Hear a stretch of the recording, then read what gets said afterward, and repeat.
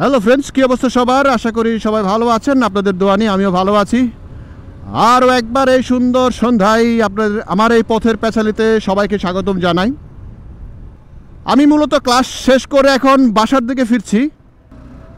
আসলে এই সময়টাতে ভার্সিটির ক্যাম্পাসটাই যথেষ্ট পরিমাণে একটা ভিড় থাকে।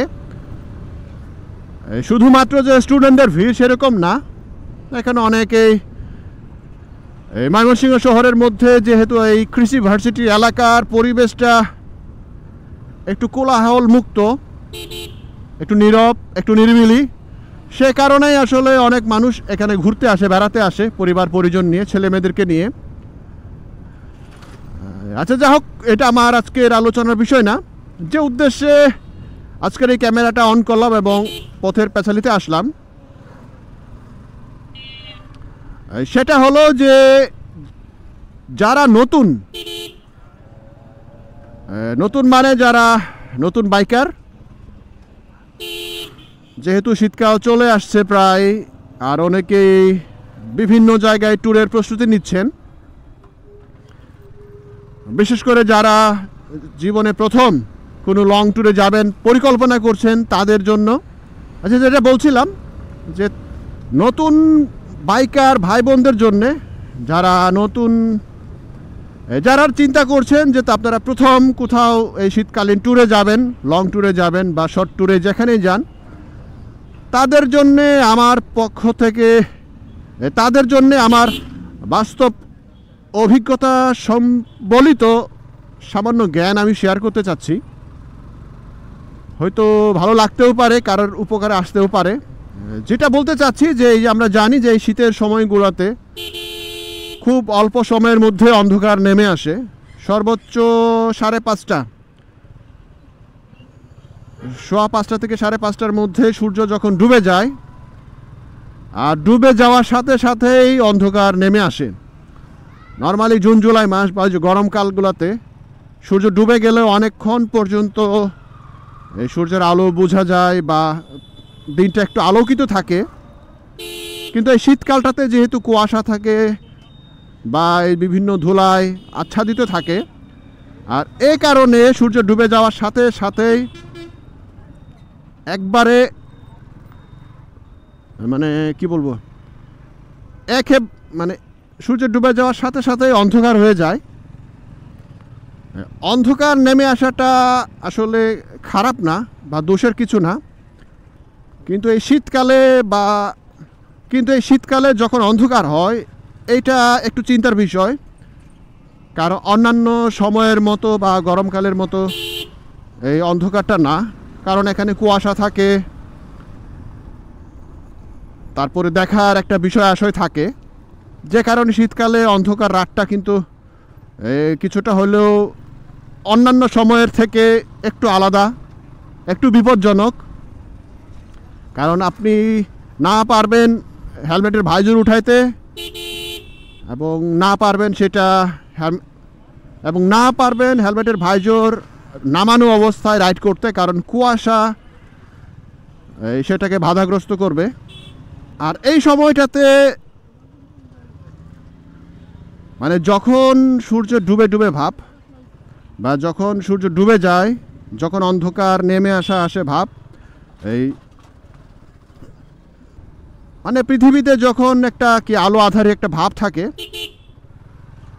সেই সময়টাতে আসলে ভিজিবিলিটি অনেকটাই বাধাগ্রস্ত হয়। আরেকটা বিষয় আপনারা সতর্ক থাকবেন, যেটা হলো যে এই সময়টাতে দিনের বেলায় প্রচণ্ড রকম রোদ থাকে, যেটার কারণে আসলে প্রচুর গরম লাগে। আর সন্ধ্যা নামার সাথে সাথেই যখন অন্ধকার নেমে আসে, সেই সময় কিন্তু তাপমাত্রা যথেষ্ট কমে যায়, এবং বাইক চালালে প্রচণ্ড ঠান্ডা লাগে।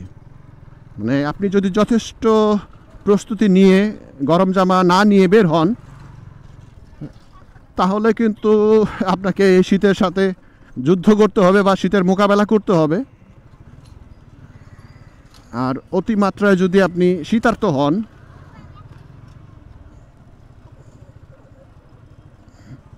তাহলে কিন্তু ঠান্ডা আপনার বুকে বসে যাওয়ার সম্ভাবনা থাকে, আর বেশি রকম ঠান্ডা লাগলে অসুস্থ হবেন এটা নিশ্চিত। কাজে এই সময় যদি ট্যুরের চিন্তা করেন, প্ল্যান করেন, সাথে অবশ্যই একটা গরম জামা নিয়ে বের হবেন।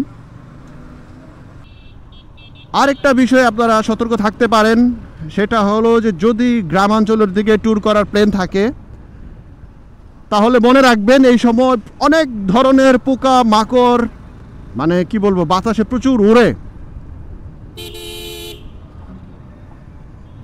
সন্ধ্যা নামার সাথে সাথে আপনি যখন আপনার হেডলাইটটাকে অন করবেন দেখবেন যে অনেক ধরনের পোকা মাকড়, ছোট বড় অনেক পোকা মাকড় সেটা উড়ে আসবে হেডলাইটের আলোকে টার্গেট করে। আর এটা এসে আপনার হেলমেটের ভাইজরে বাড়ি খাবে, আর বাড়ি খাওয়ার সাথে সাথে সেটা ফেটে যায় এবং সেটা আঠার মতো লেগে থাকে। আর আপনি যদি ভুলেও সেটাকে মানে পরিষ্কার করতে চান তাহলে খুব মারাত্মক ভুল করবেন, কারণ আপনি যেটা পরিষ্কার করতে গেলেই সেটা সম্পূর্ণ জায়গায় লেপ্টে যাবে এবং যেটা আগেই বললাম যে আঠার মতো সেটা লেগে যাবে। আর হেলমেট ভাইজর এতটাই ঘোলা হয় যে আপনি কিছু দেখবেন না। আর যদি কোনো সময় এই পোকামাকড় আপনার হেলমেটে ভরে যায় তাহলে যেটা করতে পারবেন সেটা হলো যে আপনি কোথাও নামবেন, সাথে যদি বোতলে পানি নেন সেই পানি দিয়ে আলতো করে সেটা পরিষ্কার করে নেবেন বা ধুয়ে নেবেন। আর না হলে আশেপাশে কোনো দোকানে থেমে সেখান থেকে পানি নিয়ে সেটা দিয়ে আপনার ভাইজরটাকে ক্লিন করে নেবেন।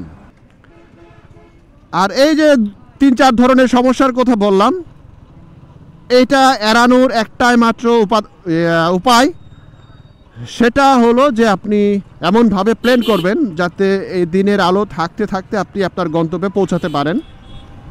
সো ফ্রেন্ডস, আজকের মতো আমার এই পথের পাঁচালী শেষ করব। আশা করি যারা নতুন বাইকার ভাই বোনেরা আছেন, যারা প্রথমবারের মতো ট্যুর প্ল্যান করছেন, তাদের জন্য অল্প হলেও কাজে লাগবে। যদি আমার এই ভিডিওটা ভালো লাগে অবশ্যই একটা লাইক দিবেন, অনুরোধ থাকবে চ্যানেলটা সাবস্ক্রাইব দিয়ে রাখবেন যাতে করে আমার বাস্তব অভিজ্ঞতা সম্বলিত এরকম ছোট্ট ছোট্ট ভিডিও আপলোড করার সাথে সাথে আপনাদের নোটিফিকেশনে চলে যায়। আবারও দেখা হবে, কথা হবে অন্য কোনো নতুন বিষয় নিয়ে, নতুন কোনো পথের পাঁচালীতে। সে পর্যন্ত ভালো থাকবেন, সুস্থ থাকবেন, নিরাপদে থাকবেন। Good bye.